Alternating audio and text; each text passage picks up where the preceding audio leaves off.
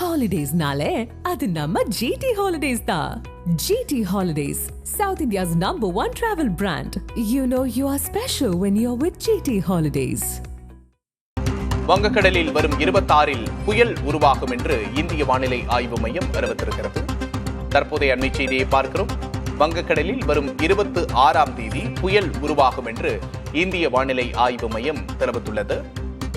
வங்கக்கடலில் வரும் 26ஆம் தேதி புயல் உருவாகும் என்று இந்திய வானிலை ஆய்வு மையம் தெரிவித்திருக்கிறது. கூடுதல் விவரங்களை செய்தியாளர் வீரகுமாரிடம் கேட்டு பெறலாம். வணக்கம் வீரகுமார். வங்கக்கடல்ல 26ஆம் தேதி புயல் உருவாகும்னு வானிலை ஆய்வு மையம் சொல்லியிருக்கு. கூடுதல் விவரம் என்ன?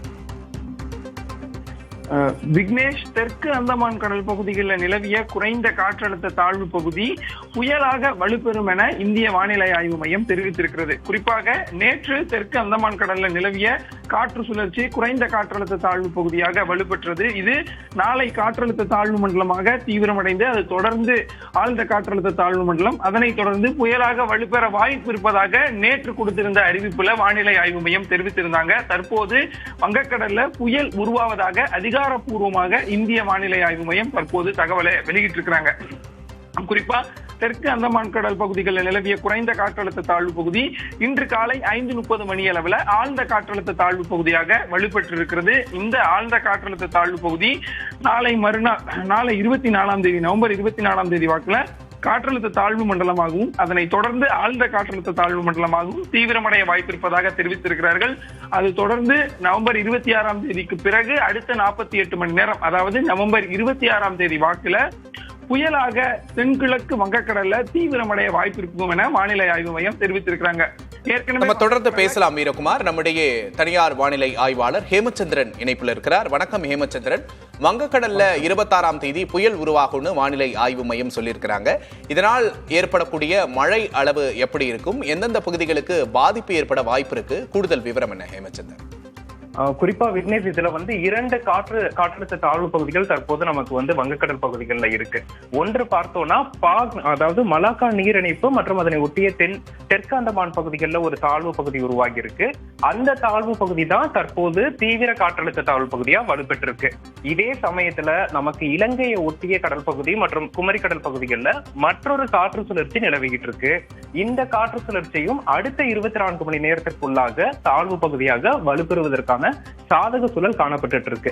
இந்த சூழல்ல நமக்கு தற்போது இந்திய வானிலை மையம் என்ன உறுதிப்படுத்திருக்காங்கன்னா, இந்த அந்தமான் அருகே இருக்கக்கூடிய தாழ்வு பகுதி படிப்படியாக வலுப்பெற்று நமக்கு அடுத்த 24 மணி நேரத்தில் காற்றழுத்த தாழ்வு மண்டலமாகவும் நவம்பர் 26ஆம் தேதி அது புயலாகவும் வலுப்பெறுவதற்கான வாய்ப்புகள் இருக்கு அப்படிங்கறத குறிப்பிட்டிருக்காங்க. நேற்று வரைக்கும் இதுல தென்மேற்கு வங்கக்கடல்ல தான் அது மேலும் தீவிரமடையும் 26ஆம் தேதி அப்படின்னு குறிப்பிட்டிருந்தாங்க. ஆனா இன்றைய தினம் வந்திருக்கக்கூடிய அறிவிப்புல 26ஆம் தேதி அது தென்கிழக்கு வங்கக்கடல்ல வலுவடையும் குறிப்பிட்டிருக்காங்க. ஆனா இதுல நம்ம முக்கியமா பார்க்க வேண்டியது இலங்கை அருகே நிலவக்கூடிய அந்த காற்றழுத்த தாழ்வு பகுதி. இந்த தாழ்வு பகுதி நாளை உருவாகும் பட்சத்துல இது படிப்படியாக தீவிரமடைவதற்கான சாதக சூழல் காணப்படுது.